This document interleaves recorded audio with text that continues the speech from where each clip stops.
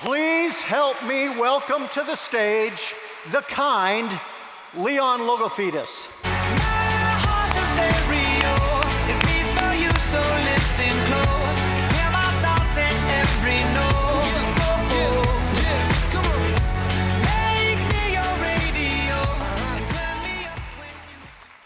Wow.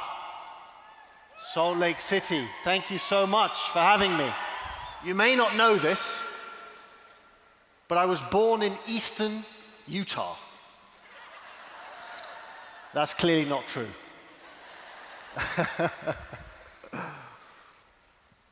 You may be wondering to yourself, why is there an Englishman in my convention?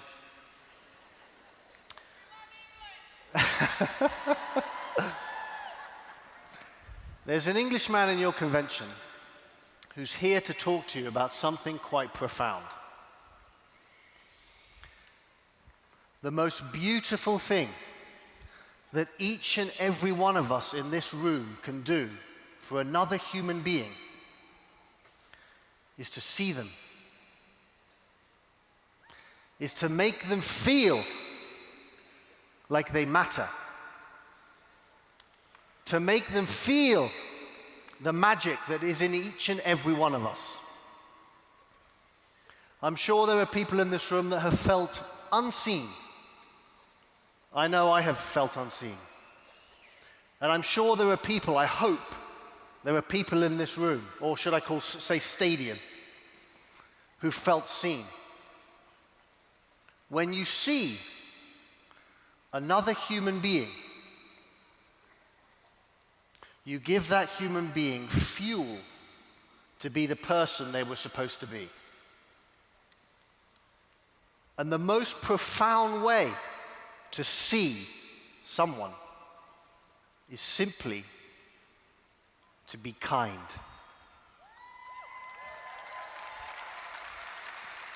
Every single one of you. And you get to choose. Do you want to live like this? With your heart wide open?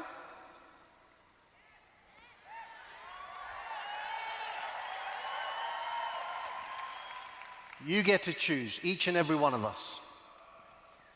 Again, why is there an Englishman in your stadium?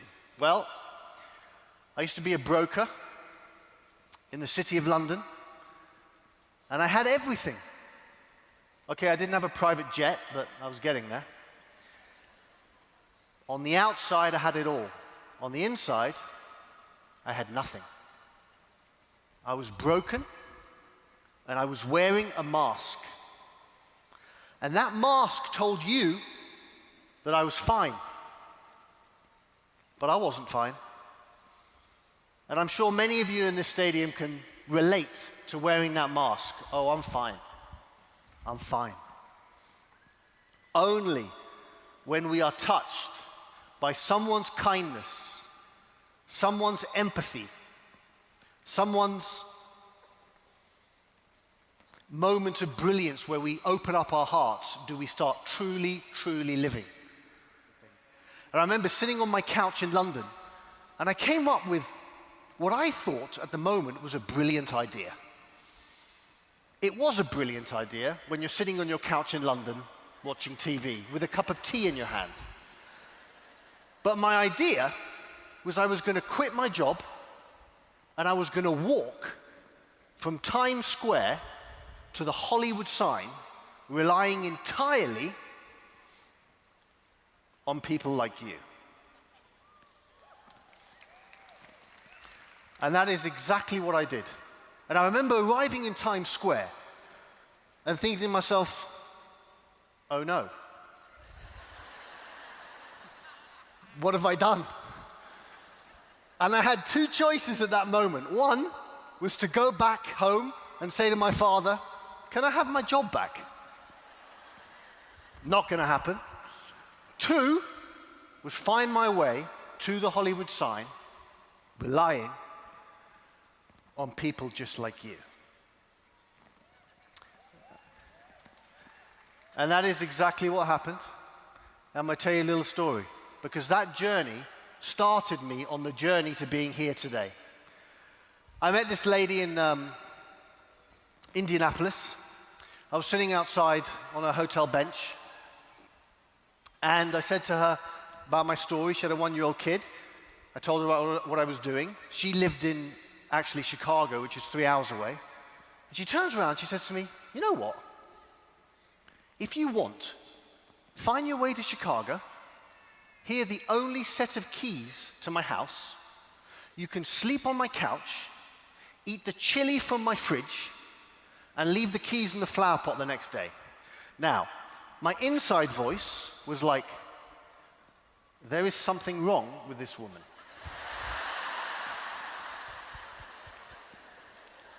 That's the truth. My outside voice was like, okay. So I took the keys from this lady, found my way to Chicago, slept on her couch, ate the chili from her fridge, and left the keys in the flower pot the next morning.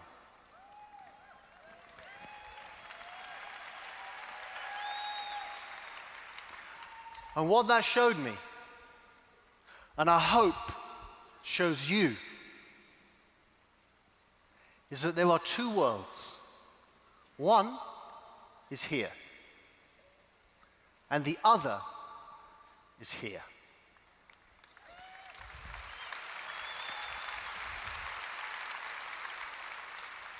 And if we live from here,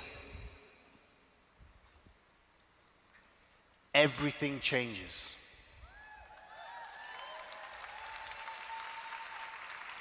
Everything changes.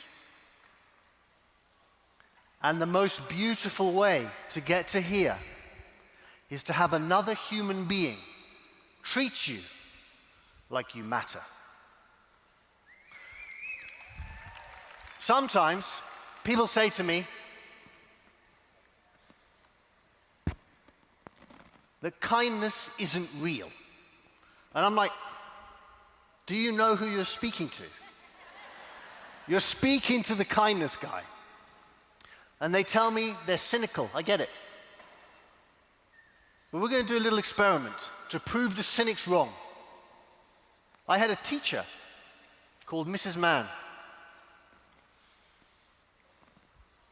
Every day I would walk into school and I would be bullied every day. And I'm sure people in this room feel it, have felt it. And I was broken. And she would look at me and she would say, "I believe in you." Every day. I'm walking on Hollywood Boulevard and I see this homeless man. And he has a sign that says, "Kindness is the best medicine." Whoa. I had another epiphany. And I had another brilliant idea.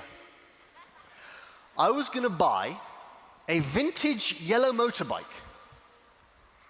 I was going to call it Kindness One, sort of like Air Force One, but a little bit yellower. And I was going to drive it from Los Angeles all the way around Earth with no money, no food, no gas, no place to stay. All I would have is relying on people like you. Now, I thought that that was a brilliant idea. I went back to my then girlfriend's house and I told her, and within 5 minutes she started crying. And I remember a couple of months ago I gave a speech and this lady came up to me, very sweet old lady, and she says, "Leon, you don't understand women, do you?" She was right. But I managed to, calm the situation down. And there was going to be a twist in this little journey. And that is that unsuspecting Good Samaritans were going to receive a life-changing gift. So if you were kind to me, you would have no idea that I was going to give something back to you. So I started on this journey. And one thing I want to share before I move on, I don't want anyone in this stadium to leave today and go home and say, I heard an Englishman speak today. And he told me that I had to be perfect. That is not why I'm here. Trust me. If I gave you the telephone numbers of all of my ex-girlfriends, they would tell you how imperfect I am. This is not about perfection. You're human. You make mistakes. You get angry. You give 1 stars to crazy Uber drivers. That's it. It's okay. What you have to do, what we have to do, is to make a commitment to showing up with compassion and empathy in our hearts. That's it. And when you fall off the kindness wagon, just get back on it. The challenge that I have for you today, if everyone in this room does it, stadium, keep forgetting, if everyone does it, we could get 15 to 20,000 extra acts of kindness. The challenge is to go out into the world and to make just one human being feel less alone. I was in Vietnam. Who's been to Vietnam? Anyone? Okay. I arrive in Vietnam, go to the border. I have my passport. The bike has a passport. And the guy looks at the bike and looks at my passport and he says, you can come in, the bike cannot. I'm like, oh, that's not good. So anyway, to cut a long story short, I had to spend 7-8 days in Vietnam.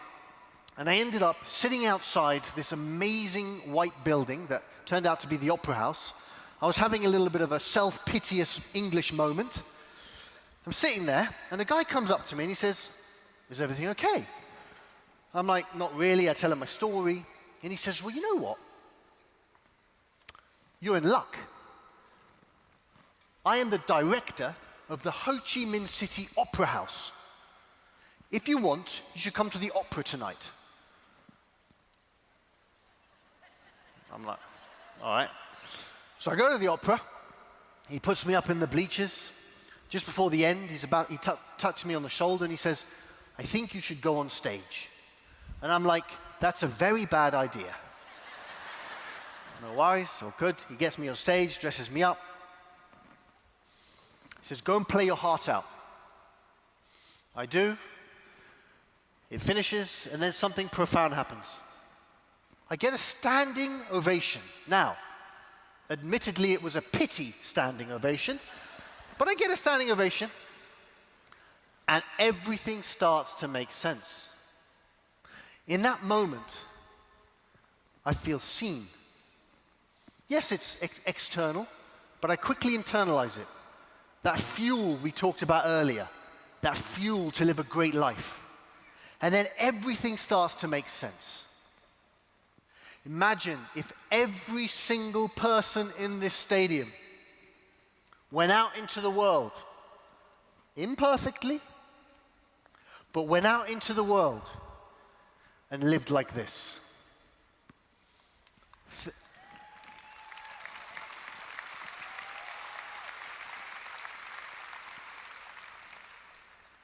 Things would change. Things would change. Everyone in this stadium has the power to change the world. Or how do I have the power to change the world, Leon? All you need to do to change the world is touch one life.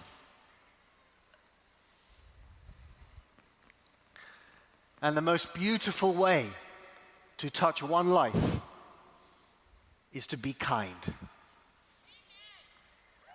Thank you. My heart's a stereo. It beats for you, so listen close. Hear my thoughts in every note. Make me your radio. Turn me up when you feel low. This melody was meant for you. So sing along. stereo.